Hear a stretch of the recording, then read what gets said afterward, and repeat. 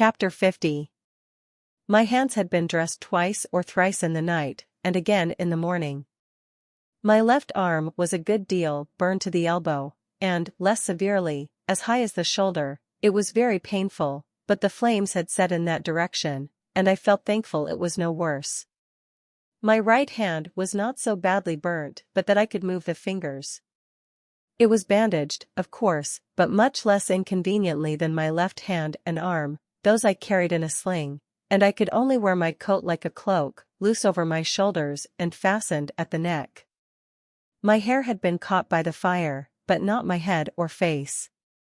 When Herbert had been down to Hammersmith and seen his father, he came back to me at our chambers, and devoted the day to attending on me.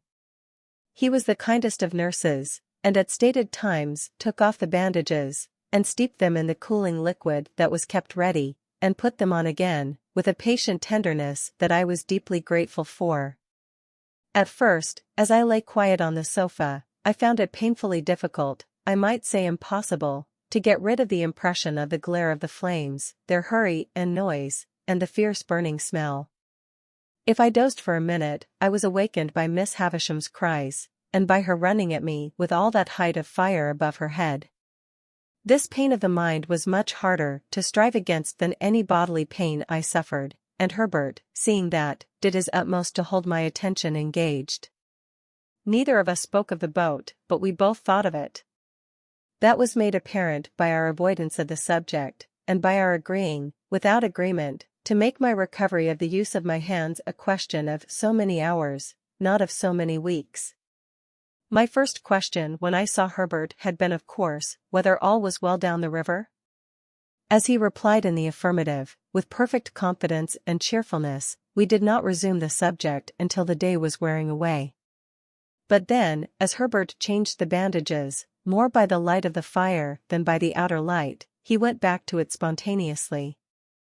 I sat with Provis last night, Handel, 2 good hours. Where was Clara? Dear little thing, said Herbert. She was up and down with Gruffandgrim all the evening. He was perpetually pegging at the floor the moment she left his sight. I doubt if he can hold out long, though. What with rum and pepper and rum, I should think his pegging must be nearly over. And then you will be married, Herbert? How can I take care of the dear child otherwise? Lay your arm out upon the back of the sofa, my dear boy, and I'll sit down here, and get the bandage off so gradually that you shall not know when it comes. I was speaking of Provis. Do you know, Handel, he improves? I said to you, I thought he was softened when I last saw him. So you did. And so he is. He was very communicative last night, and told me more of his life. You remember his breaking off here about some woman that he had had great trouble with. Did I hurt you? I had started, but not under his touch. His words had given me a start. I had forgotten that, Herbert, but I remember it now you speak of it. Well, he went into that part of his life, and a dark wild part it is. Shall I tell you? Or would it worry you just now? Tell me by all means. Every word. Herbert bent forward to look at me more nearly, as if my reply had been rather more hurried or more eager than he could quite account for. Your head is cool, he said, touching it. Quite, said I. Tell me what Provis said, my dear Herbert. It seems, said Herbert, there's a bandage off most charmingly, and now comes the cool one, makes you shrink at first, my poor dear fellow, don't it? But it will be comfortable presently. It seems that the woman was a young woman, and a jealous woman, and a revengeful woman, revengeful, Handel, to the last degree. To what last degree? Murdered. Does it strike too cold on that sensitive place? I don't feel it. How did she murder? Whom did she murder? Why, the deed may not have merited quite so terrible a name, said Herbert, but, she was tried for it, and Mr. Jaggers defended her, and the reputation of that defense first made his name known to Provis. It was another and a stronger woman who was the victim, and there had been a struggle, in a barn. Who began it, or how fair it was, or how unfair, may be doubtful, But how it ended is certainly not doubtful, for the victim was found throttled. Was the woman brought in guilty? No, she was acquitted. My poor Handel, I hurt you.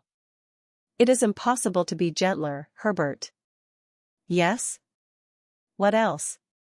This acquitted young woman and Provis had a little child of whom Provis was exceedingly fond. On the evening of the very night when the object of her jealousy was strangled, as I tell you, the young woman presented herself before Provis for one moment, and swore that she would destroy the child, which was in her possession, and he should never see it again. Then she vanished. There's the worst arm comfortably in the sling once more, and now there remains but the right hand, which is a far easier job. I can do it better by this light than by a stronger, for my hand is steadiest when I don't see the poor blistered patches too distinctly. You don't think your breathing is affected, my dear boy? You seem to breathe quickly. Perhaps I do, Herbert. Did the woman keep her oath? There comes the darkest part of Provis's life. She did. That is, he says she did. Why, of course, my dear boy, returned Herbert, in a tone of surprise, and again bending forward to get a nearer look at me. He says it all. I have no other information. No, to be sure. Now, whether, pursued Herbert, he had used the child's mother ill, or whether he had used the child's mother well, Provis doesn't say, but she had shared some 4 or 5 years of the wretched life he described to us at this fireside, and he seems to have felt pity for her, and forbearance towards her. Therefore, fearing he should be called upon to depose about this destroyed child, and so be the cause of her death, he hid himself, much as he grieved for the child, kept himself dark, as he says, out of the way and out of the trial, and was only vaguely talked of as a certain man called Abel, out of whom the jealousy arose. After the acquittal she disappeared, and thus he lost the child and the child's mother. I want to ask. A moment, my dear boy, and I have done. That evil genius, Compeyson, the worst of scoundrels among many scoundrels, knowing of his keeping out of the way at that time and of his reasons for doing so, of course afterwards held the knowledge over his head as a means of keeping him poorer and working him harder. It was clear last night that this barbed the point of Provis's animosity. I want to know, said I, and particularly, Herbert, whether he told you when this happened? Particularly? Let me remember, then, what he said as to that.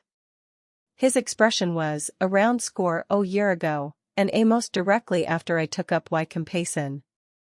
How old were you when you came upon him in the little churchyard? I think in my 7th year. Aye. It had happened some 3 or 4 years then, he said, and you brought into his mind the little girl so tragically lost, who would have been about your age. Herbert, said I, after a short silence, in a hurried way, can you see me best by the light of the window, or the light of the fire? By the firelight, answered Herbert, coming close again. Look at me. I do look at you, my dear boy. Touch me. I do touch you, my dear boy. You are not afraid that I am in any fever, or that my head is much disordered by the accident of last night? And no, my dear boy, said Herbert, after taking time to examine me.